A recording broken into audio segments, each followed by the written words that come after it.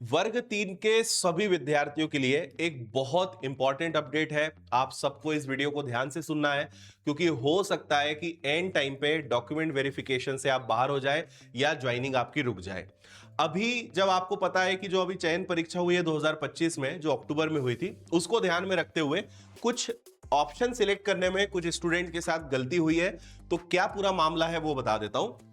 आप जब ईएसबी की वेबसाइट पे जाओगे तो यहां पे आपको दिख जाएगा online form for court case primary school teacher selection test 2025 notice.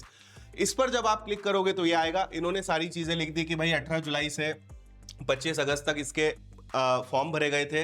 9 अक्टूबर से आपकी 2025 में इसकी परीक्षा शुरू हुई थी और 13 अक्टूबर तक वो परीक्षा आपकी चली थी। अब इसमें जानने लायक बात क्या है वो ये कि डीएलएड अगर आपका स्पेशल एजुकेशन में है और उसके बावजूद आप अगर यहां पे पढ़ते हो कि दिव्यांग अभ्यर्थियों को अध्यापन हेतु प्रारंभिक शिक्षा में डिप्लोमा उपलब्ध है, तो ही विकल्प में हां करना है।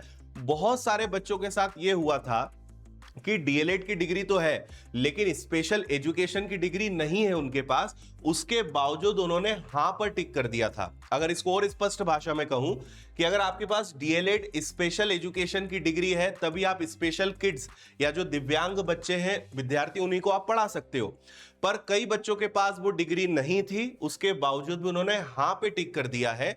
तो अब ये पोर्टल ओपन किया गया है, तो आप ईएसबी की वेबसाइट पे जाइए।